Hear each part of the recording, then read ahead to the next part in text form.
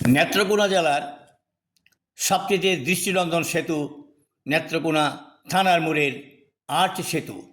মগরা নদীর উপর সেটি নির্মিত হচ্ছে। ইতিমধ্যেই 70 ভাগ কাজ শেষ হয়েছে বলে আমরা জানতে পেরেছি। সড়ক ও জলপথ বিভাগ এই সেতুটি নির্মাণ করছে। স্টিলের তৈরি, খুব চমৎকার সেতু। এই সেতুর নির্মাণ ব্যয় হচ্ছে 22.5 কোটি টাকার মতো, আমরা যতদূর জানতে পেরেছি। দিনরাত কাজ হচ্ছে। কর্তৃপক্ষ জানিয়েছে সব কিছু ঠিকঠাক থাকলে তারা এপ্রিল মাসের মধ্যে এই সেতুটি চালু করতে পারবে। ঈদের মধ্যে 27 কাজ বন্ধ থাকবে, নাহলেও কাজ আরও এগিয়ে যেত। এই সেতুটি নির্মাণের সময় এলাকার বহু লোক দেখতে আসে, কারণ এই ধরনের সেতু নেত্রকোনায় আর নির্মিত হয়নি।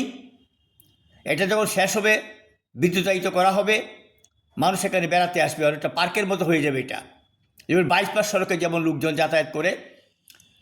সড়ক ও জলপথ বিভাগ জানিয়েছে মদনও নাকি এই ধরনের একটি সেতু নির্মিত হবে। যাই হোক, দীর্ঘদিন পরে হলেও এই ধরনের একটি সেতু নির্মিত হচ্ছে।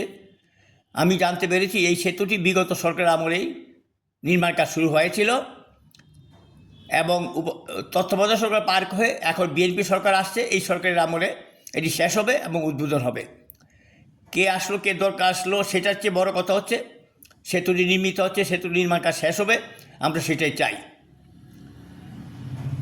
আমাদের বক্তব্য হচ্ছে নেত্রকোনা জেলার যোগাযোগ ব্যবস্থা অন্যান্য জেলার চেয়ে খুব খারাপ, খুবই খারাপ।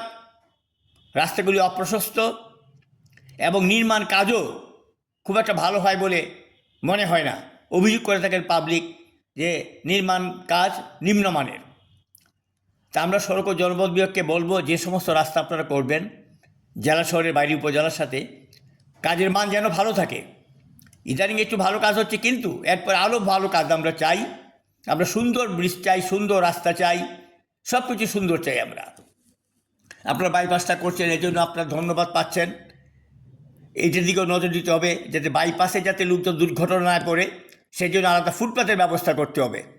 না হলে যখন বাস চলাচল শুরু হবে, এ রাস্তাতে কেউ চলাচল করতে পারবে না। আর যাই হোক, আমি আবার ফিরে আসি আমার এই সেতু নিয়ে, নাগরার মোড়ের সেতু।